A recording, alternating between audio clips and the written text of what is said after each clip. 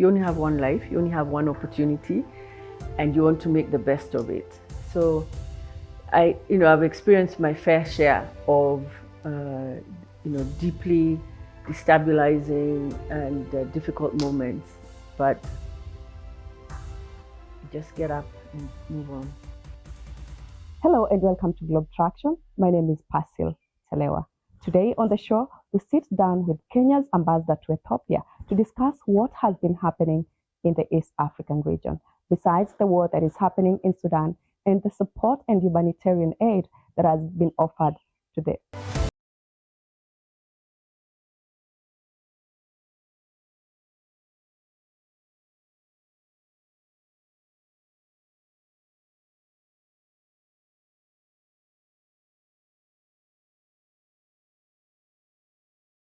and the current Kenyan ambassador to Ethiopia.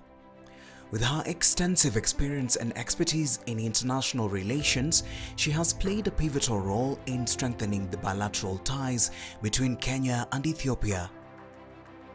Ambassador Kamau has a remarkable track record in the field of diplomacy.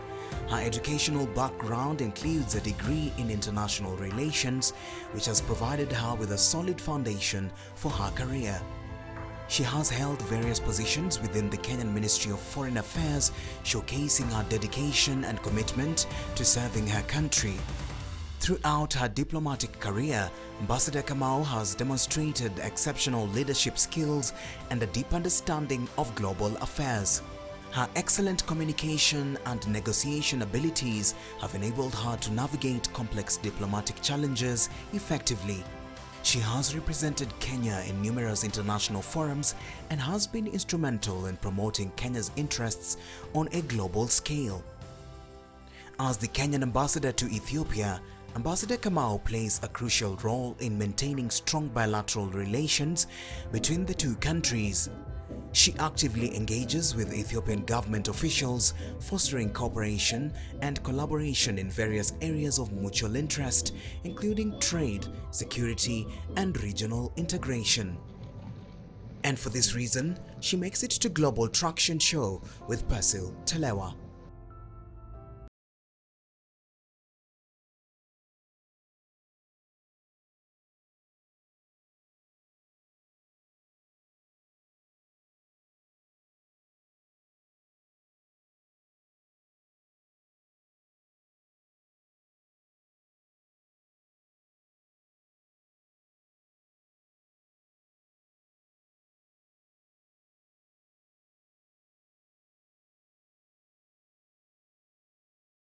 also your first time in Addis.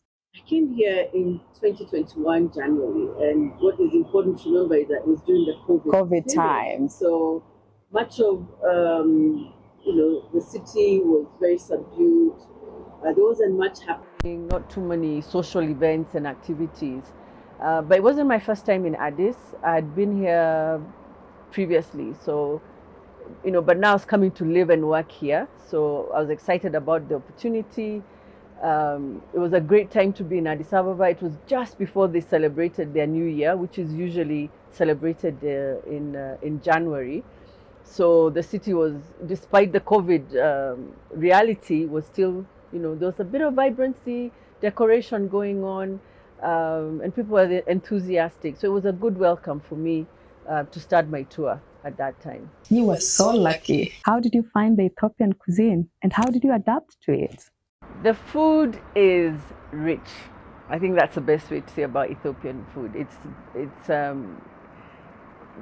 very it's organic. The injera, which has different varieties. There are meat stews. It's spicy and it's very well received by other cultures. So you'll find that most functions and activities that we attend, you'll always find that there's a high promotion of the Ethiopian cuisine, and it's something that you learn quickly to appreciate. And of course, their coffee is very good. Kenyan coffee is also good, so it's also something that we share between Kenya and Ethiopia, that we're able to grow world-class coffee and to influence the taste of coffee globally. So I enjoy the cuisine and I enjoy the coffee very much. What would your opinion of Ethiopian history be like?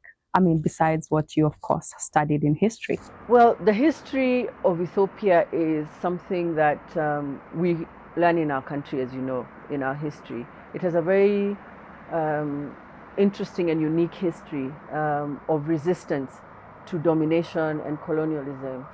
And that sets Ethiopia apart from other African nations. And this is something that is celebrated here a lot during the different national events and holidays. And also it's a very, it's a country on the go. They've got a lot of development projects going on. They were one of the high economic growth countries in the last decade or so, actually before COVID, recording a lot of development because of infrastructure, investments in infrastructure. So it's a unique country with rich history, quite a large population, 120 million people, big land size as well, and a lot of potential as well. So it's something that was unique. Yeah. I understand you have been a diplomat before and represented the Republic of Kenya in various other posts and positions.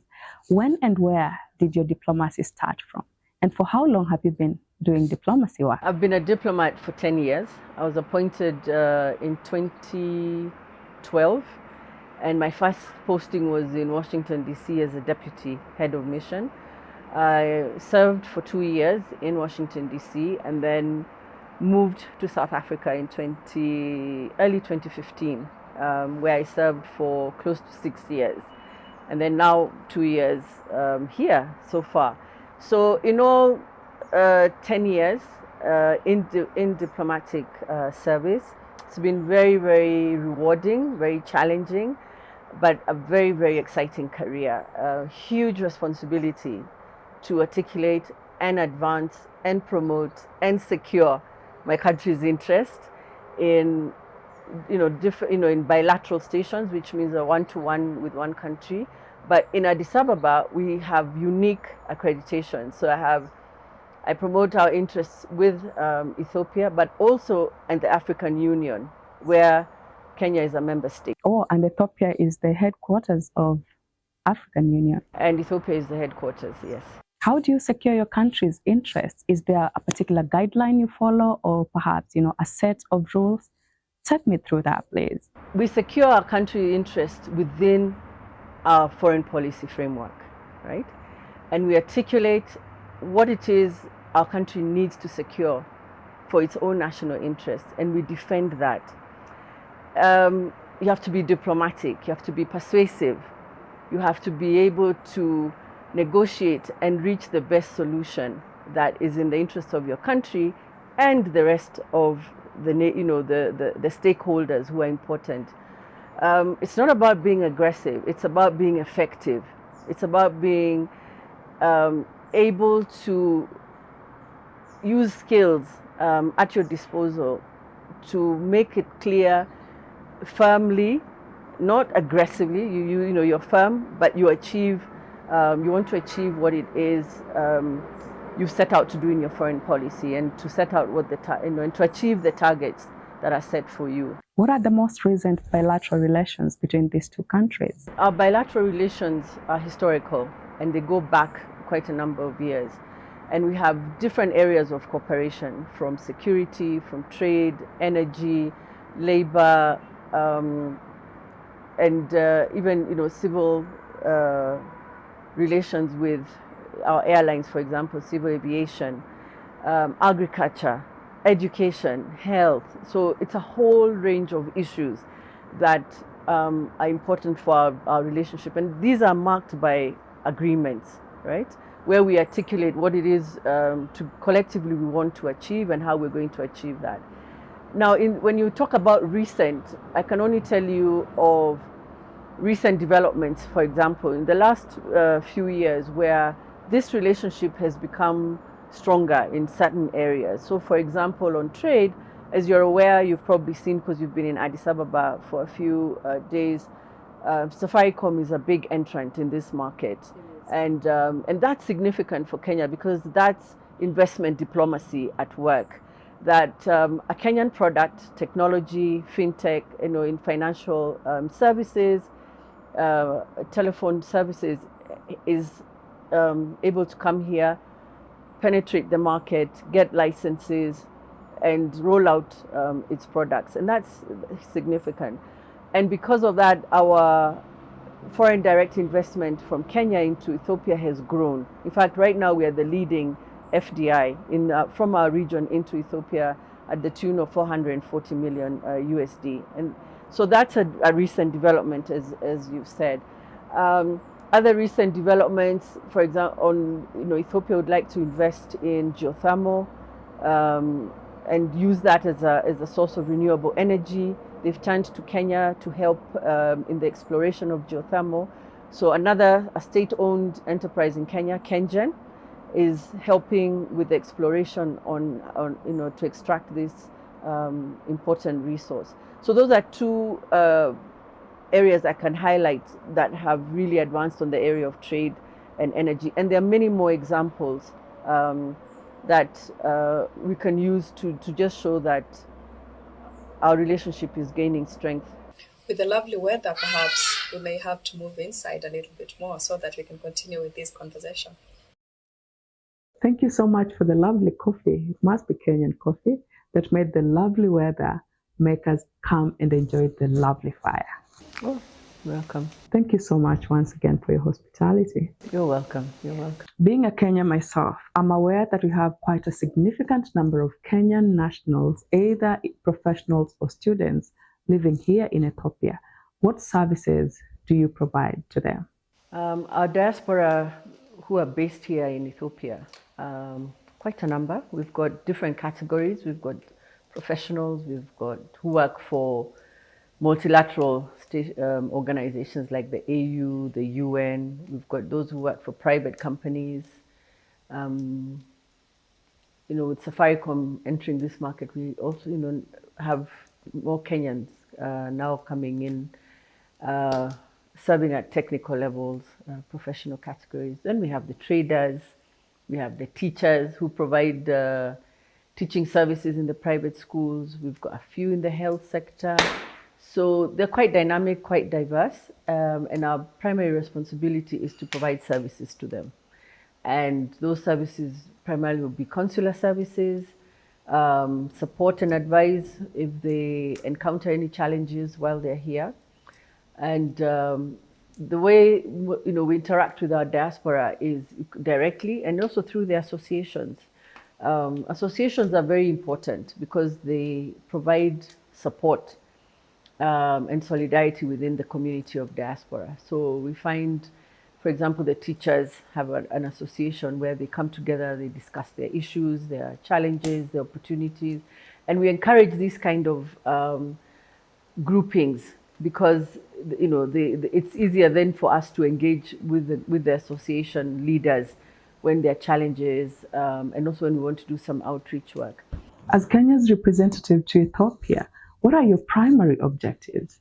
I think the main issue is really to foster and to build the bilateral relations and also to strengthen the multilateral relations that Kenya has within the AU, within the UN Economic Commission for Africa. Bilaterally, there are so many opportunities that I find I can exploit to strengthen the bilateral relations between our two countries. We have a lot in common beyond our border, which is quite quite a long border.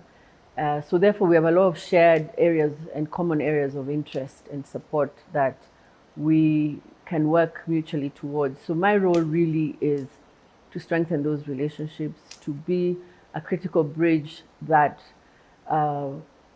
connects the two countries together by providing leadership to the team that I work with in the embassy, which is also quite a dynamic and large team.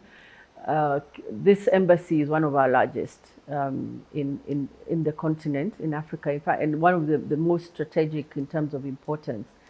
because it has a bilateral function and a multilateral function. So I present credentials, for example, to the President of the Federal Democratic Republic of Ethiopia, and I also present credentials to the Chair of the AU Commission and the Executive Secretary of the Economic Commission for Africa. So therefore, 3 accreditations means 3 critical areas of engagement, and servicing all the 3 and ensuring that Kenya's strategic interests, priorities are reflected in the relationship that we have with these 3 critical organs. And advancing our foreign policy, which is very advanced and progressive and defines exactly what Kenya wants out of her diplomatic relations at different levels. So my goal is really to ensure that the foreign policy is, realized, the objectives are realized as far as possible, and to bring back results so that the people of Kenya see the value of why we have missions abroad and why it's so important that missions are seen as an extension of the whole governance structure in our country, and that they play a critical role in advancing our country's strategic interests. You know what? Enough of the seriousness. Tell me a little bit more about yourself. Where did you grow up and where did you go to school? I grew up in, all over the country. My late father was a medical doctor who served in the public service, so he moved quite a bit, and we lived at some point in Kitui, in Machakos, in Nyeri, but ultimately ended up in Nairobi. Went to school, primary school in Nairobi, in Westlands Primary School, high school in Precious Blood, Reruta, and then A-levels then. Ended up in Kapsabet Girls High School, which was a very, very dynamic time, for me. And then Nairobi University, where I did my law degree and master's. Later, I went abroad and pursued postgraduate studies. I've been lucky to serve my country in different structures and organizations. So I started working in civil society in the 90s. Oh, was that when you worked at FIDA? Yes, so I was the first executive director at FIDA Kenya, Federation of Women Lawyers. And that was an interesting time when Kenya was going through a lot of reforms, and part of the reform initiative was to advance women's rights issues. Yeah. And that's what FIDA did at that time very, very well. And I'm really proud of the fact that the organization is still there today, 25 plus years later, and still serving women, still articulating policy around women's rights issues, and that's really important. So I've been able to be in civil society, in the public service, all serving the nation in different roles, different responsibilities, but ultimately we serve so that we make our country better. What has been the lowest point for you in your life as a human being? Lowest, there are many incidences. I think to live life and not have low moments and high moments, and would not be having lived life. I've lost loved ones, family, friends, and that's been a setback. I've had to make difficult career choices that have been upsetting and very destabilizing. Yeah. But then that's part of life, and we all experience different emotions, that are critical for us to recover and to get over and get on with it. I think it's something that I remember an aunt of mine told me, you just get up and get on with it. You don't have time you have time to feel sorry for yourself, to mourn, or to regroup and just get on with life, because you only have one life, you only have one opportunity, and you want to make the best of it. So I've experienced my fair share of deeply destabilizing and difficult moments, but you just get up and move on. Do you want to talk about them? No, not really, but just to say that those moments define who you are, and they add a significant what is it? Should say reward, or it's almost like what is it? It's something to achieve. It's an achievement because you've achieved and moved on. You've recovered and redefined who you are based on that experience, and now you're a better person. And How do you rejuvenate? well, of course, you have to reflect about what you're experiencing, reach out for support. I think that's very important. Sometimes it's not fair on yourself to take on the burden and not share. So it's important to share what you're experiencing, what you're going through, talk about it and not be afraid. Make a personal commitment that you are going to recover, you are going to be a better person. And this is just part of your life journey, that you will experience this moment, and that you'll be better at the end of this experience. I think it's just that personal commitment to continue and not to give up. I think also not to give up is important. You just served me a little bit of coffee and mandazi with a lot of Kenyanness, because that mandazi tastes so much like home.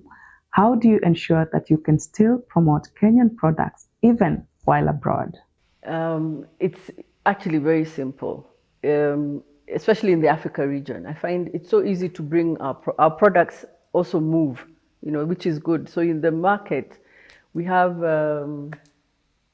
there's a product we use for mandazis. Is it called chapa pak? The one that we use to put in mandazis. Anyway. The baking powder? Yeah. Yes. So there are some Kenyan products which you find here already in the market. So that makes it much easier for us to, you don't even have to promote it. That's a funny thing. The private sector moves ahead. They're already there. Yeah. We make an effort during our National Day, for example, make an effort to serve some Kenyan cuisine. Our National Days are very popular because we always serve nyama choma, for example, and everybody knows that if you go for a Kenya National Day, you'll find traditional, there'll be some chapati, some ugali, githeri, and some nyama choma. It sometimes will be even, if you're fortunate to import in time, you'll get a taska. Are there any best practices that Kenya would borrow from Ethiopia? It's actually amazing how they promote their coffee. I think if you've seen in every hotel and spaces, they have a very strong culture. Tiny coffee cups. Yeah, they have a very strong culture of supporting, drinking their coffee, and it's not just for them, because the nationals themselves drink that coffee. But even for foreigners, they encourage us a lot to always stop by, have coffee. And so that's something important. We love our tea, but how much promotion do we do on our tea? And then, of course, their traditional wear, as you've seen, is very big here. They make their own cotton. Thank you so much for your time. Oh, you're welcome. And thank you for coming. And thank you so much for the lovely food. You're welcome. What do you carry when you go abroad? I know you saw me enjoy the mandazis here.